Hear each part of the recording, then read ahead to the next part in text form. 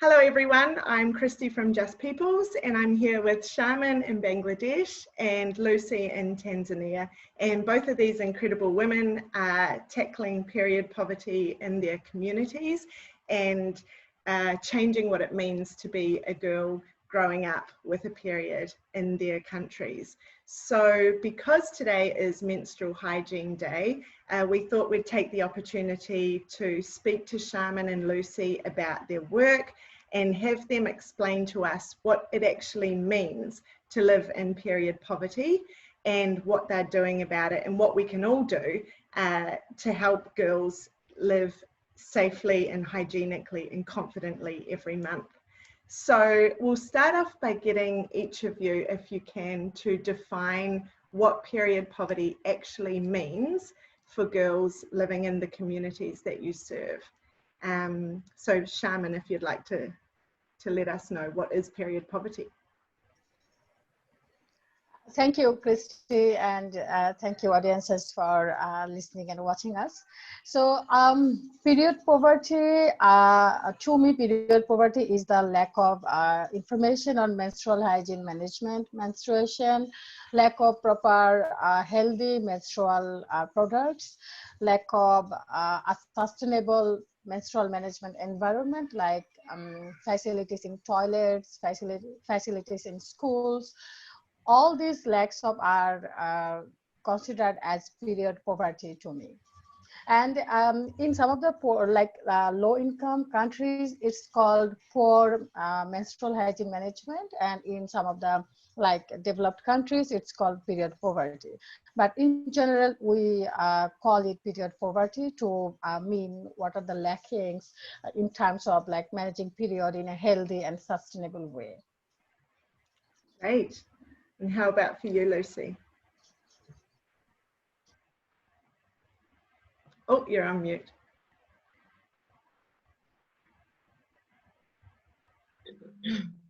Thank you so much, Christy. Thank you so much, all our audiences, for taking the time to listen to what we do. I'm in Tanzania, and we in Tanzania here, we are making low, we are making these low-cost reusable sanitary towels to help young girls access period products that can last them for a longer time. So in our context, just like Sharmin said, period poverty is basically where girls do not have access to enough, to adequate information concerning their menstrual health. And they also cannot access the right products to manage their menstruation. And they lack other social amenities to facilitate the process of managing health during their periods, because menstrual hygiene management is basically the way a young girl or a woman manages herself during her periods or manages her periods. But again, in my context, period poverty goes deeper into the sacrifices that a girl has to make during her periods, or like you have to sacrifice going to school since you may not be having just the right pads. You might sacrifice your other social life, like the cultural norms, myths, and misconceptions that limit the life of a young girl, just for her not to experience, the inability of a young girl to experience a fulfilling life simply because she's having her periods. So this inability to experience a full life simply because you're having periods is what has made period poverty to be very significant, an issue that we really need to consider to help these young girls also have dreams, have visions, and be able to achieve them. Oh yes, absolutely. And this is something that sparked the need for us to have this conversation, because we were talking to some people in Australia recently, and they're like, so is period poverty not being able to afford sanitary products? And I said, well, yeah, that's part of it, but in the communities where Lucy and Sharmin work, it's so much more than just period products, than sanitary pads. It's about stigma and shame and dignity in a woman's place. And when Lucy and Sharmin address period poverty, they're actually giving a girl a chance to reach her potential by enabling her to go to school, by enabling her to be confident and to be proud of her body and not ashamed. So yeah, what you said, it's just so informative about the realities of life for a girl growing up in this sort of situation. And so based on that, it would be great to understand, you know, what got you guys into this work. So what was your experience like as a girl? You know, maybe when you got your first period, or what was your experience like growing up in so-called period poverty? Lucy, would you like to start this time?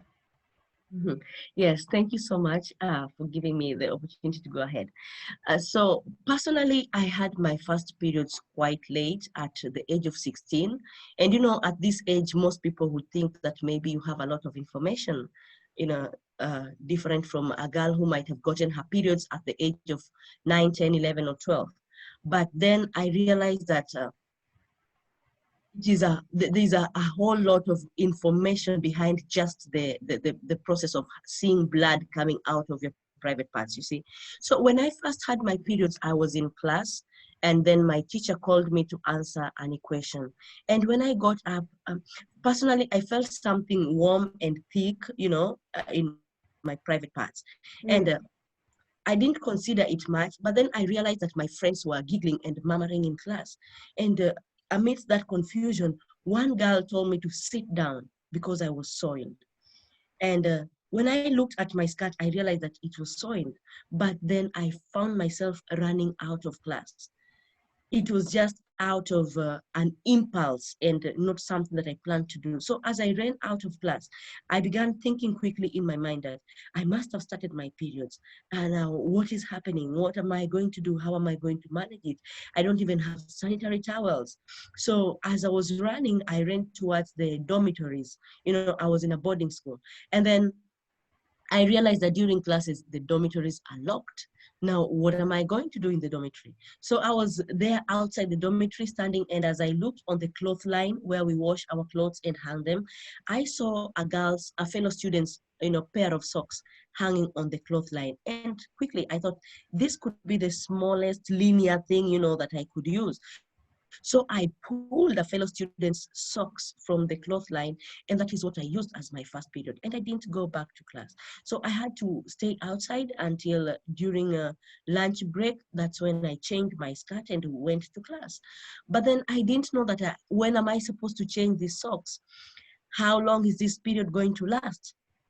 What is it about it? So fortunately for the first day, I wore these socks for the first, you know, it was, if I calculate, it's around 16 to 18 hours, because I went with it through the whole day till the following morning. I just had this pad. And when I had to take bath the following morning, I realized that the socks was now getting full. And my next question was, now what am I going to use for this morning? So I took my bed sheet and, you know, just tore it into pieces, and then I used it as a cloth pad again. And I went to class, not knowing again anything to do about this bed sheet that I tore. So I sat in class with this bed sheet, not changing. And then I realized that the blood on the second day was actually even lighter. And, you know, it seeped through sorry, I'm having a cold. So that's why my voice is not so smooth today, but I hope the information gets through anyway. So the cloth pad got soaked really quickly, and it even made a bigger patch on my skirt. You know, just looking beside my skirt this way, I could see a whole map of blood, even on the chair that I was sitting in class. So at that point, I felt so ashamed of myself. I felt so embarrassed. I could not even go out for break. I had to wait until every other student gets out of class. That's when I removed my sweater, tied it around my waist, took a piece of paper and cleaned that seat. Then I ran again out of class. So this time I went to the school dispensary, because this was now frustrating to me. I'm trying to use this material and it is not working out, you see. So as I became frustrated, I went to the school dispensary, and in my, you know, the frustration was so visible, you could assume that I'm really sick. So I told them the school dispensary nurse that I feel so sick, my abdomen is so painful. I had no pain really, but then the frustration was the pain, the mental pain, and the, you know, the physical burden that I was now having. So I fed this sickness that I'm in terrible abdominal pain, and then I was admitted in the school dispensary, and I stayed there until, you know, every morning as she could come and review, I would still say I'm in pain as long as I'm having my periods. And so I took 5 days in the school dispensary until my periods ended. That's when I was able to go back to class. So I had to miss all these 5 days of class simply because I was having my periods. And not just the issue of periods missing blood, it's now the frustration of why is this thing turning out as it is turning out? A lot of ignorance behind it. Nobody, yes, we had gone through the process in the class of biology that we're going to have periods, that it's blood flowing from the uterus in every 28 days, but then how is it going to flow, and how am I supposed to prepare myself for it? Nothing was done in that context. And, you know, after having my periods, I was always this vibrant young girl. But then after my periods, I felt like everybody in class was now knew Lucy had started a period, soiled herself in class. And I just lost that charm. You see, I lost that confidence. I lost that self-esteem. All the while after having my periods, I was never the same again. And luckily enough, after that first incident, then the school closed and I went back home. But then I could not tell because I also had to spend another 1 month at home for the holidays. But I could not tell my mom that I'm having my period, since we had never had this discussion with anyone in the house. I'd never had it with my mom. I'd never had it with my elder sister. And I'd never had it even with my elder cousins who were staying in the house with us. Nobody ever talked about periods. So even at home, when I had my periods again, I just, you know, went through the bags of my cousins, and then I found some pads and I used it. And there was a lot of learning to do, by the way, as I use it by myself. How do I attach it? This is wrong. You know, it's all that I cruised through by myself. And when I was going back to school, I wrote in my shopping list that I'm going to need sanitary pads. But my parents only bought 2 packets of sanitary pads. And these 2 packets were supposed to last me for 3 months of a term. So even with the pads, again, I used to still have incidences of soiling. You know, I had to use a whole pad for the whole day and 1 pad for the whole night. I could not change it, not in luxury, because this is not really luxury, but as necessity indicates that you should change your pads every 4 hourly, you see. And for the disposable pads, you don't need to, you're not to stay with them for long, because otherwise it will smell, it will cause irritation, you know, in your private parts, and all those that comes, it might feel and you know, seep through. And all those happened to me. I began having, you know, itching rashes around my private parts. During my periods, even just smelling through my shirt, I could feel, you know, that smell that gets when the blood begins to decompose when you use a disposable towel for a long time, you see. So these are things that I've personally experienced, and they made my self-esteem go down, because I felt like everyone around me could sense the smell, you see. And during my periods, whether I was asked a question in class, you know, in my context, when you answer a question, you have to stand up, you see. And if the teacher asked me a question, whether I knew it or not, my answer was, I don't know. I could not get myself to stand up and answer a question during my periods. And this literally hit my self-esteem as a young girl, which is something that I'm even actually recovering from at this point. Not all of it is out, but I need to work through it and reassure myself through it, even now as an adult, you see. So this is the lifestyle that I've gone through, having very minimal resources to manage my periods and no information at all. Well, I might count myself in the not very lucky, but the sub-lucky. But so when I went into medical school to have my diploma in clinical medicine, I was able to learn some facts about menstruation. And then after that, well, I was lucky to be a civil servant in the government. And by then I thought that maybe I could now afford sanitary towels. But being among the first children in my family again, I also had the responsibility of giving back to my family. And, you know, even as somebody who was working and earning my own salary, in as much as it was meager, but then at some point in time, I would find myself having my periods without sanitary towels again and no money to buy sanitary towels as an adult who is working. So that's why I normally tell people that it's not only for the young girls, it's for the women at large. Well, we focus on the young girls because they still have an entire life to dream, to begin forming their lives and to dream, and to avoid those, mental incapacitation of low self-esteem, low confidence, isolation. And these are very significant in a person's life. These are very soft things that are not visible. But let me tell you, Christy, that these things are very significant. They have affected my life. I was lucky enough to have the knowledge on how I can overcome it and reassure myself, but I'm still struggling through it even as at now as we speak. And I try to imagine other young girls in the context of whatever they're going through. Sorry, I'm taking too long to talk about this. Wow, no, that was very, wow, incredible. I'm so sorry. That sounds like a seriously traumatic experience being. Yes, it was really traumatic for me. And so as a clinical personnel, I came to realize that it's not only something that I went through. Well, previously, I could not engage with other girls and women to get to know their experience. But being on the clinical desk, this is when I began to see young girls coming from school in a state of faked unconsciousness. So you find that they have faked some unconsciousness, like they just collapsed maybe in class or in the assembly. And then sometimes to get them, when you know, as a doctor, you can realize true unconsciousness and a fake unconsciousness. You see, there are some things that a truly unconscious person cannot do. If you see those things, then you know that this is just a fake unconsciousness. And when I realized that, I normally asked the caretakers who brought these girls to just leave me with her, you know, and try to see if I can talk to her.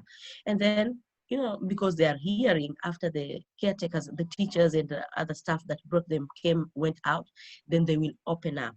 And as you examine, you find that they started their periods in schools and they were not confident to remain in school during their periods. So the best way to take them out of the class and the school environment was to pretend like they lost consciousness, you see. So that's when I realized that young girls in schools are basically also suffering the same thing that I went through.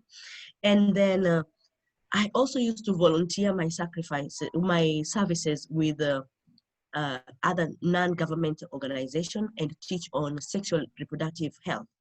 And then I realized that during the various topics of sexual reproductive health, a lot of questions and ignorance was seen on the menstrual part, you see, on the menstrual component of it. And that's when I began to think, what can we do? You know, and then for the sake of time, a lot of thoughts came through, and finally we decided that let us now make low cost, which everyone can afford, reusable to provide a long-lasting solution, sanitary towels, where these girls can first of all have something to manage their periods for a longer period of time, you know. And secondly, we will not just put these things in the community or in the market. It's going to go hand in hand with information that is going to build these girls' confidence and self-esteem, and, you know, just revive them, capacitating them for the world. And again, not just confidence to be there, but we want to tell them that it is high time that they now go in life with visions. Begin having a vision of yourself. Visualize yourself where you want to be. And this pad is not just going to be a pad that you will use, but then as you have your vision, and you use this pad, you will not miss out on school or other opportunities. You are going to go about achieving your vision with confidence. And confidence and self-esteem are very important elements of a woman's life. You know, the world is basically pro-men. When you're a man, you have an advantage. Let us just be honest here. It's not a matter of biasness, but being male gives everyone an advantage, the man an advantage, Yes. simply by being men. I'm an adult and I'm talking from an experience point of view. So for a woman, then something needs to be done. Well, a lot of innovations and initiatives are taking place to help the woman and the girl child, but we are specifically handling the menstrual context of it. Yes. Fantastic. Wow, very compelling stuff, isn't it? Like, your journey is incredible. Like, it's awful that you experienced that, but it gave you so much empathy and understanding, you know, to actually go on and take it. And it's incredible that you had to go to medical school before you got information about what was happening every month. You know, that's so extreme that the information is not there. Like, every girl goes through this, but you have to go to medical school to understand what's actually happening. It really sort of lays the context of the situation that you're working in. So thank you so much for that story. And Sharmin, could you please enlighten us about what's the situation in Bangladesh? You know, what was your experience? What do girls go through there? Yeah, I was just listening to Lucy's story, and I could connect. There are lots of similarities in terms of our personal experiences with our first period. Okay. So I was a very introvert and shy in my childhood, and even I couldn't share anything with my friends, families. I was not actually oriented to that, and let alone the talk about period and menstruation, that nobody talked about this before I start my organization Ritu. So when I was in grade 8, I got my first period, and I was in one of my relatives' house, and there was one of my elder sisters too. So when I got my first period, I somehow could know that this is called period, and maybe every girl has to go through these stages in certain time of their lives. But I didn't know anything about it, like any medical information, any scientific reasons, any biological information on period, menstruation, and everything. So like I was just sitting on my bed, and I was waiting for my sister to come and help me. And when she came about 2 hours, I just shared with her that I got something red, something blood on my back. I don't know where it is come from. So I was literally like waiting for her to hug me or to console me with some words, with some empathy, or maybe sharing some information where this blood come from or what's the significance of this. But out of my surprise, she didn't do anything like that. She just listened to me. She went back to one of the rooms, came back with a pack of sanitary napkin and handed over it to me. She didn't even tell me that wear it, how to wear it, and these things. As I got my first period a bit late comparing to my other female friends, so I was in grade 8 at that time. So I somehow could grade 8. How old is that? I think the grades, they sort of differ in each country. Is that about 14? Oh yeah, I was 14. Okay, yeah. I was 14. So I could send some information on how to use a pad, and then I started using that pad. But when after coming back to my own house, when I got my first consecutive, like then later consecutive periods in later months, I didn't get any help from my sister, or she didn't give me any more pad. And I was in village at that time, so I didn't know where to buy from. So I started using rags or cloths, and even there was a lot of shame. There was a lot of hide and seek game, how to wash this, where to keep this cloth to dry. to be dried. I didn't know that this should be washed properly. This should be dried under the like sun to kill the bacteria or germs on the cloth.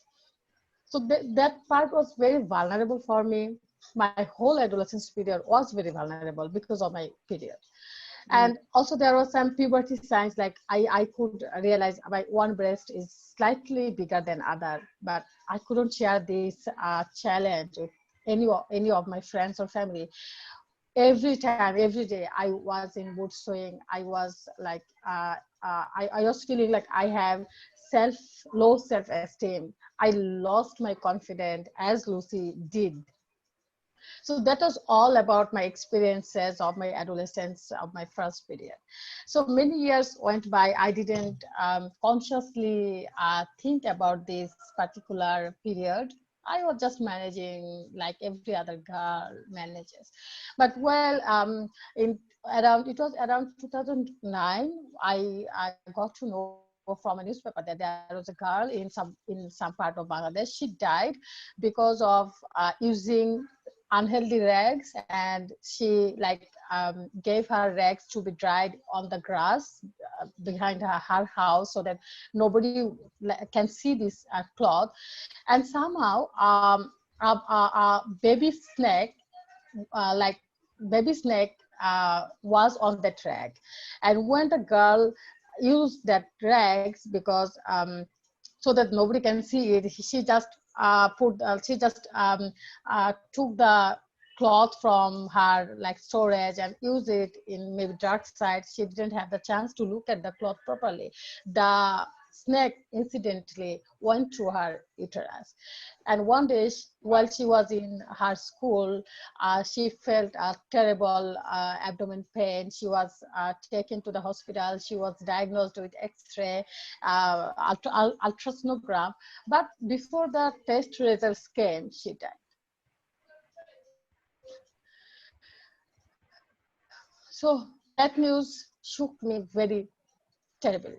So I started to Google. I started to learn by myself. I'm not a medical background student. I couldn't share this with anyone.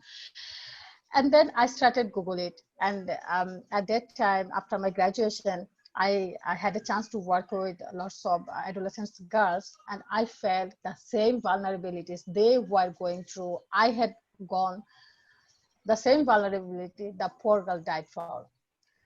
And this was the turning point for my life. I hold back to my career. I quit within 7 days, only a 7 days notice. I quit my full-time job that was giving me livelihoods, that was helping me to support my own family with financial support.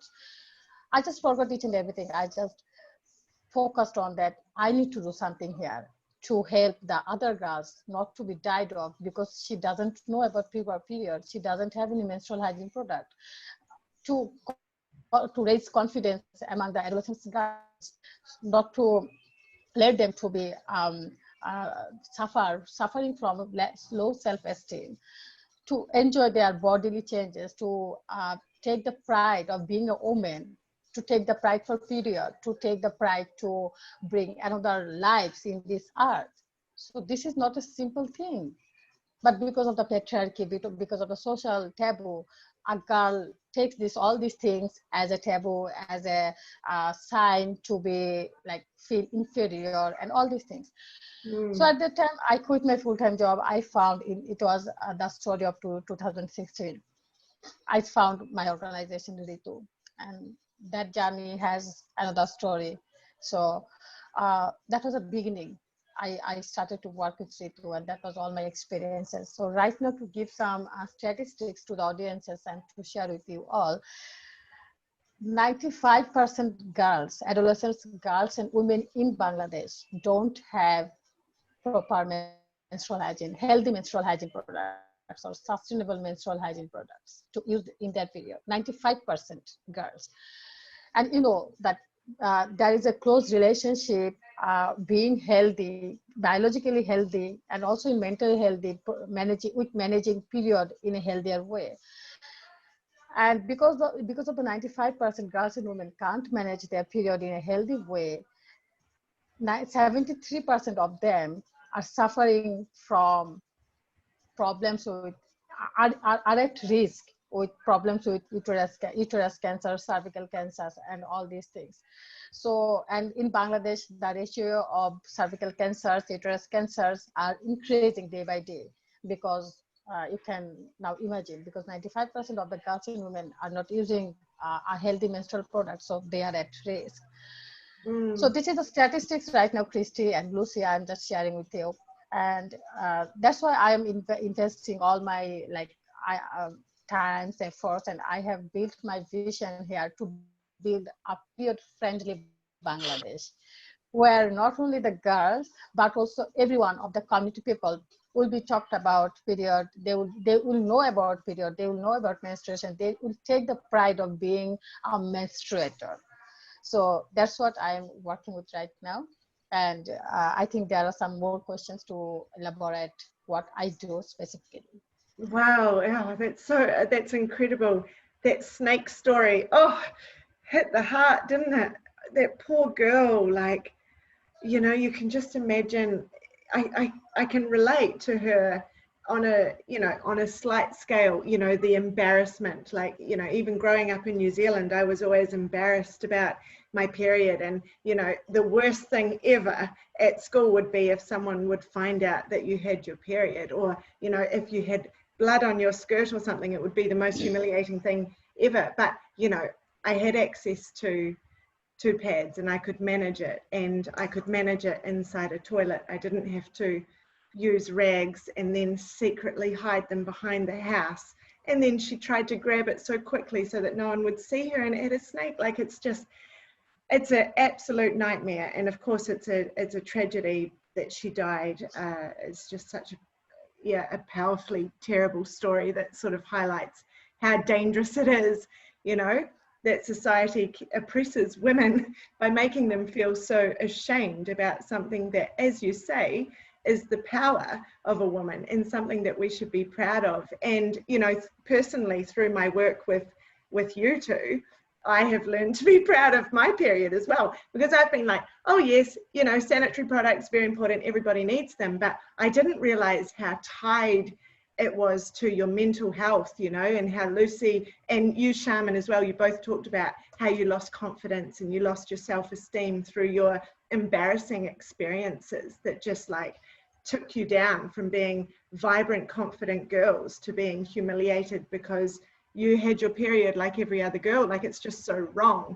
And so through talking to you, I have started to feel proud about my body and its power as well. And so I wonder, in your communities where you're working, like, is your work effective? Like, are you changing society? Like, I know you guys are incredible with distributing reusable pads and, you know, doing your informative workshops. Like, what kind of response are you getting from girls and boys and families? Like, do you feel like you're having an impact, like society is starting to change, and that, you know, the next generation are going to have a better experience than you guys did?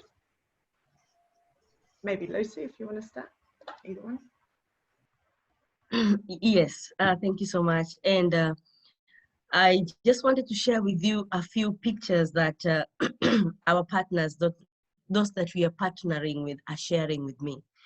The impact of the little thing that we are doing in our capacity is so fulfilling, not only to me as an individual, but even my staff that we work with, because whenever we get the feedback from the community, we share it as an office.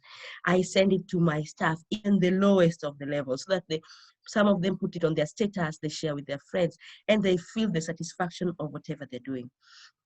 Actually, I get responses from teachers, from schools. They exclaim on how wonderful the product has changed the lives of their girls, and even the boys, because when we go to schools, we don't only speak to the girls alone, but we speak to the girls and the boys. And you, Christy, has really helped us through just people to get sanitary pads through our friends who contribute and distribute to schools with the highest needs. Not only that they're the highest, but the ones that we feel really do have this need.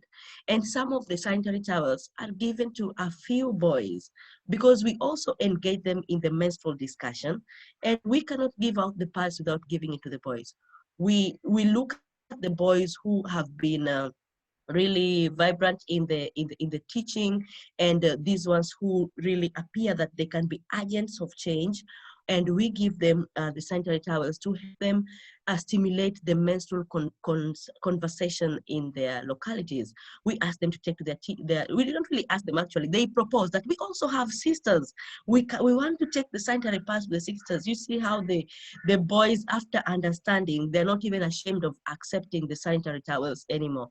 I will share a few pictures with you of boys who are really excited to have sanitary pads. Okay. So the impact is felt with the boys' response during the teaching.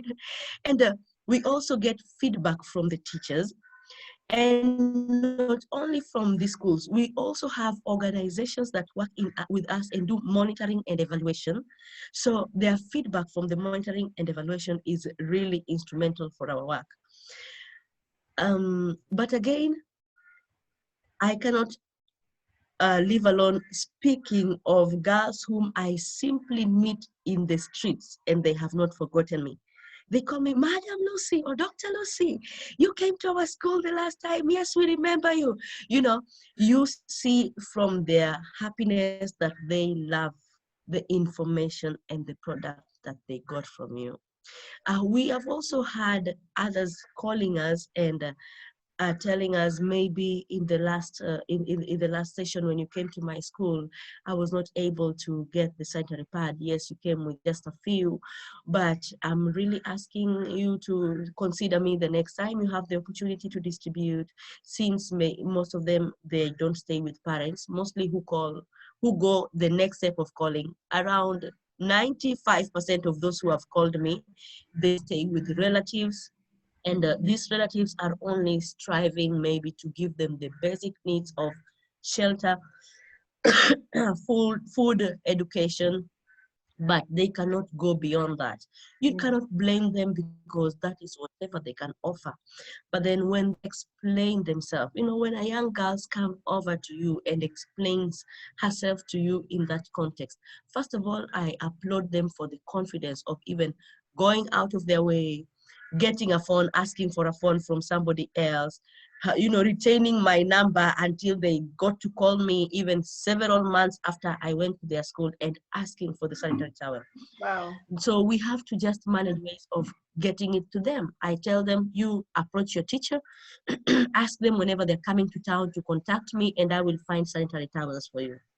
And another amazing incident was this. We had gone to another school called Zingibari, a secondary school, and there are 70 girls who benefited from the sanitary pads that you helped fundraise for us. And among them, the school does not only have 70 girls, it has more than 200 girls, but only 70 benefited from that. So the next time we went to a neighboring primary school, not really neighboring, it's more than 10 kilometers from the secondary to the primary school. But then what struck me was there is this girl who had that the last time we were in her school and she did not get a pad. So she had that those people of Salama pads will be in the neighboring primary school. This girl asked for permission to come and attend the classes in the primary school for the second time. Wow. And then she participated because she knew that the more you participate, then you're going to get a sanitary pad. And I was like, why is her uniform different from the primary school uniform? And then one of the teachers told me, no, she's from the neighboring secondary school. And she said she just wanted to listen to you. So later after the session, I called her and asked her, why did you come from the secondary school to the primary school? And this is what she told me, that when you came, I did not get a pack of sanitary towels. And I'm also having my periods. And I normally miss class because of my period. So I decided to come to the primary school session. If you could consider me and give me a pack of sanitary towels. You know, you see that she has seen the impact that other girls in her school has gotten by getting the sanitary towels. And she was able to sacrifice a few lessons on that day. And so I had to give her a pack of sanitary towels very fast and tell her, please go back and see whatever your fellows covered today. You know, I even told you should have told me this earlier. I would not have let you to stay in this session for this whole time because I don't want you to miss classes. So we had to give her. And these are, I don't want to say, yes, it is bringing impact. I just want to bring out a few examples of which shows the reaction and the response of these girls towards the Salama pads, the reusable sanitary pads that we are giving them, and the information that is going along with these products. Wow, that's incredible. You've got a super fan there. I'm so happy that she got this pad. What an incredible girl. Like, yes. You're basically famous. Who knew that, you know, giving menstrual health education could make you a celebrity? You know, it just shows the need that you're meeting, doesn't it? Like, people want to hear that. Yes. But absolutely. Like, Yes. I remember having a menstrual health class when I was at school, 10 or 11 years old, when they told me that I would be bleeding for a week and feeling pain and crazy hormones that gave me mood swings. And I would have that for 1 week every month for 40 years. And I was like, you've got to be kidding. Like, this is a joke, right? I was looking over and I'm like, this is a joke. It can't be true. Yes. It was like the worst news ever. I was like, why? Why? And then people, and you think about patriarchal societies, you know, and the boys were like making these sort of sexist jokes like, why do girls get periods? Because they deserve it. Do you know what I mean? And we were all like, ha ha ha, yes, we deserve it. This is our punishment for being girls or whatever. And it's like, it was just terrible. And that's without actually experiencing. And, you know, when you have it, it's painful and it's embarrassing if you get caught. You're paranoid and the mental strain and the mood swings, and it's so many things. And this is in a society where we, you know, have access to pads which can keep us healthy, you know, and clean and limit the embarrassment. So, like, I can imagine, like, feeling this but worse for these girls that have, you know, that have been using rags or socks or bed sheets, you know, and then to hear someone come in like you with your message of, it's okay, you've got these reusable pads, you don't have to be embarrassed, you know, you don't have to get sick, you don't have to hide, this is a good thing, like, you're women, you're powerful, and the boys are getting behind it as well. You're like powerful. That is something to celebrate. Like, it's amazing, the turnaround. Yes, we tell this is the basis for humanity, you see. It is. Yes, it is. It's so much more than just a period, isn't it? Like, it's the life of girls. It affects everything. Incredible. Wow, thank you. Sharmin, what's the reception like in Bangladesh? Are people listening? Are they willing to embrace your message of positive periods? Okay, let me share with some of the impacts first, what impacts we are bringing to our work. So, you know, our workshops and our types or strategy of working is to involve the whole community, not only the girls, because we believe in, unless the whole community will be aware about menstrual hygiene thing, a girl will never be that confident to talk about her needs about menstruation. So we engage not only the girls but also their peers, teachers, parents, and the community influencers, so that a girl starts to realize that period is a thing that everyone can talk about it, and that can be shared with everyone. And in doing so, Christy, you know that we have developed this story-based comic book on period and puberty that's in Bangla with a very friendly language and image-based colorful book. So, Just People also supported us to print this book back in 2019. So through this book, we are communicating, communicating our contents or text with the people, and we are distributing it to the adolescent girls and also the adolescent boys. And also we have reusable sanitary napkin that Lucy has too. So through this, we are trying to bring the real impact. So you see, when a girl doesn't know anything about her puberty, her period, we are enlightening her with the information through our workshops, with the information through our books. And whenever she is ready ready for her menstruational period, we are supplying our sustainable environment friendly, eco-friendly, reusable sanitary napkin. So these are the three core products of Ritu that we have right now. And there are lots of stories, like inspiring stories that we call impacts. So let me share two of them.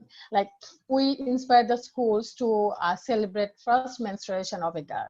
And we have been advocating with the teachers, with the principals, with the school committee, so that they can embrace period with a friendly gesture, with a friendly appreciation. So whenever there are some schools right now, whenever a girl in that school gets her get a period, like first period, the schools, teachers, and even the parents come to school to celebrate the changes, the biological and changes of their daughter. The school arranges, the school brings some balloons, some like chocolates, and all the school girls and boys get together in a particular classroom, and they just celebrate it like we celebrate happy birthday. So sometimes they cut Oh, also that's cake. great. Yeah, sometimes also they also cut the cake. They give gifts to the girl who has got her first period just today. So this is the stories or impact that some of the schools are following, and more schools have started to follow this celebration. So I believe this is a great change in the context of Bangladesh, that people have started taking period as normal. And then there are some schools, like in slum schools, as I have said, we bring peers, like not only the girls, but also they are male peers in the conversation. So there are some schools where the boy students offer supports to their female friends. So they ask them, if you need any help in your period, just ask me. So this is a great change. So while while I was in high school, if any of the girl wear up what should I say, like pajama, like salwar, you could understand what the like lower parts of the cloth, like kameez and the salwar, or Pajama pants. pants, yeah, Yep. yeah, pajama pants. So we had the pants, like white color pants in almost all the Bangladeshi schools. The pants are white color for female. But when a girl wears any other color pants, like red or maroon or something like that, the boys in the schools whisper that, oh, she has got her period. That's why she is not wearing her white pants. So this is the practice in our common schools, but in our schools where it is working for the last 2, 3, 4 years, the boys at that schools are more empathetic right now. They are offering supports to the girls by themselves to help them to, if they need any sanitary napkin, instant sanitary napkins or like that. So these are some of the changes we are bringing in terms of the community level. And with the sanitary napkin that Lucy was sharing, Just People also helped us with sanitary napkins for 500 girls last year, and we distributed that pads to the coastal areas, slum living girls and women, and also in rural areas. So after it's been almost 4 to 5 months, we have done with the distribution, and we are now calling back to the beneficiaries to learn how the changes have come by using our napkins and pens. And the girls and women are really very happy. As the schools are now closed, they are not going to, they don't need to go to the schools, but they can now like carry their regular activities. They can now go outside of their house, forgetting the worries that their cloth may be dropped out, because they have now reusable sanitary napkins. And also they are like feeling more comfortable in their periods, because blood is not leaking, right, through our pads, and they don't need to be worried about buying napkins or pads every month from the local nearby shops. They don't even, they don't have the money to buy that. And all these things, like all these stories are coming every day to us, and we are communicating with the beneficiaries every day to learn how the napkins have been like been contributing to their daily regular lives. And this is really inspiring, that some of the girls and women are asking us to send more packs for their relatives, for their friends, because they didn't know before that reusable sanitary napkin might be such useful. But after using the pairs, they are now the like they are now the advocate of our pets, and they are now trying to convince us to send more pets, more napkins to their own localities, so that they can share share with their relatives, community girls, and so on. So yeah, that's now also we are now raising fund for distributing reusable sanitary napkins, and we have got a very good result from our Bangladeshi kind-hearted, lovely people. So also Ritu is also working with Just People Christie, so that we can help more girls and women with the sanitary napkins. Amazing.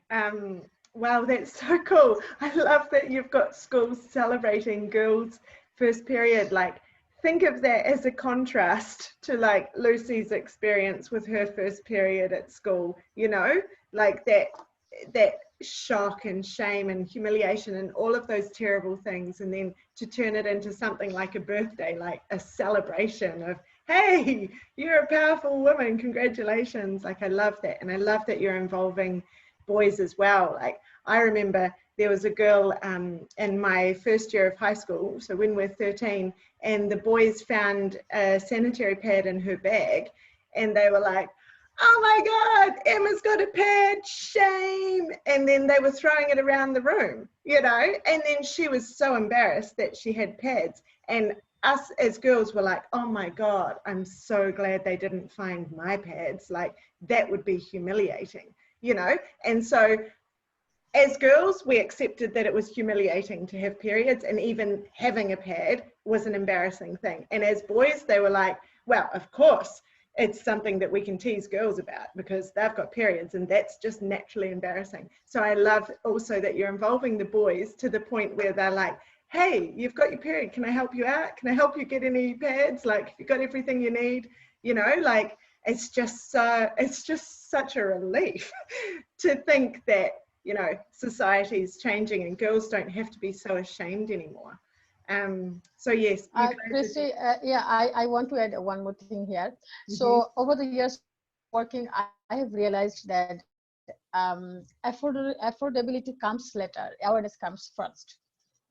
So let me give another example. So I also go to different private universities. Like, they invite me to talk about period with their students. So I was invited to one of the top private universities in Bangladesh. So you know the cost or expensive of education in a private university. So you can assume like how they pay their tuition fees, how they pay their hostels, how they pay their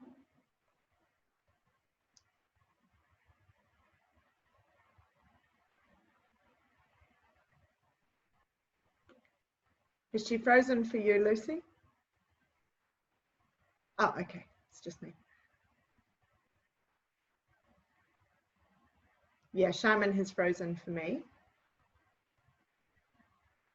Oh, she's frozen for you too. Yes, she's frozen for me too. I lost her too. Ah, okay.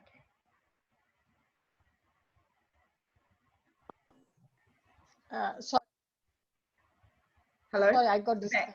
Yeah, I got disconnected. So I was sharing that the top the students from one of the top private universities in Bangladesh, they use university like toilet tissues that are found in the university toilets, washrooms, on top of their sanitary napkins, so that they don't need much sanitary napkins to be changed. So they pass the whole day with only one piece of sanitary napkin, and they use tissue on top of the pads. So you can now imagine, like in a general sense, a girl of the private university, they buys like cosmetics or makeup with 500 taka, 1000 taka, without any, like, without giving any second thought. They buy a burger with 300 taka, 400 taka, but they, don't you think they have the affordability to buy a sanitary napkin, packet of sanitary napkin with 150 or 200 taka they have. But because of they don't have the awareness of using tissues on vagina and the negative impacts of that, they use the toilet tissues. So affordability comes later, awareness comes first. So that's why I was sharing. Even for the girls from low income families, poor backgrounds, if they use the cloth in a proper way, that's totally fine. So we don't need to be a promoter of sanitary napkins or pads every time, everywhere, because a cloth is also a hygiene product if they can use this in a hygiene way. But because they don't know how to wash the cloth, how to make it safe and make it hygiene for themselves, they just try to ignore this part. But if they did know about the importance of managing their period in a healthy way, hygiene way, and how to use the cloth in a hygiene way, that would be totally perfect for them. So that's why I always say affordability comes later and awareness comes first. And that's what we are focusing, giving much more focus. We bring parents, we bring husbands, we bring all the school communities, all the community people to raise this awareness. Great. Wow. Yeah, that's really important. Oh, okay. So even people that can afford sanitary pads are not buying them because they don't have the awareness. That's, wow, the issue runs deep, doesn't it? So yeah, all the more important your work is. Thank you so much, guys, for, well, for taking what were very difficult situations for you both personally and using those experiences to change the situation for the girls in Tanzania and Bangladesh. Like, you're so unbelievably inspiring. And thank you for sharing this with Just People's audience. Is there any final comment that you'd like people to know? It's menstrual hygiene day, so is there anything else that you would like them to know before we wrap up? Yes, every day we celebrate menstrual hygiene day. I call it, it's our month. May is our month because May is menstrual hygiene day is on May.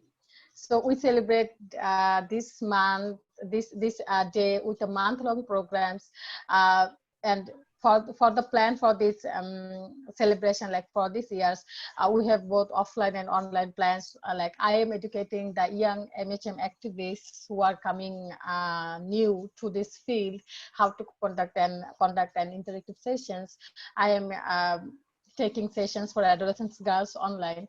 We are also distributing sanitary napkins to poor girls, to girls and women who need it. And also we are arranging some Facebook Live sessions where audiences can ask questions to gynecologists directly and get their answers regarding their period, menstruation, and reproductive health. So if you just go visit our page, ritu.book, you will be finding all the information on our Facebook page. So Ritu, WREETU, this is the spelling we use. So you can just visit and get lots of information there. Fantastic. Thank you. Thank you. Lucy. Yes. On this 28th of May that we are culminating the celebrations of menstrual hygiene management, I'd love just for everyone to know that you should never assume that maybe a woman or a young girl in a particular setting is better off and might not need assistance during her periods, or assistance of anything concerning her periods. Like I said before, period poverty is, to me, the inability to live a fulfilling life simply because you're having your periods. So never assume that a woman maybe who is working or has this capacity then does not need any assistance with the periods. All women in all ages and in all classes of the society need help during their periods. You can help by simply reassuring, by loving, by not condemning, by not embarrassing, and by giving any little support, even just a cup of warm water. Yes, it will really improve their feeling on that particular day. Yes, but above all, let us not forget that young women and girls from marginalized community do face the worst effects of this. And in all, love and consideration, let us consider them whenever we are in a position to do that. You don't need to do something really big to change the world, but touching one life at a time would really improve our relationship altogether. So that's why we, in our capacity, we are trying to help them get products and have good information about menstruation and be confident with the product they decide to use, because after all, there should be variety for choices so that a woman can select what is best for her. We don't need to pin them down with one particular product. But above all, let us support all women in all capacities during their menstruation. Absolutely, beautiful. Thank you so much. And for anyone watching who wants to support Sharmin and Lucy's work, you can go to justpeoples.org/periods, and we will have links to their profiles and all of the projects, and you can support directly there. So thank you so much, Lucy and Sharmin, for taking the time to explain what period poverty means to people in your communities and your incredible solutions to that, and how you're enabling girls to live confidently and without shame, and to be proud of their bodies and what they're capable of, and helping them actually reach their potential as women.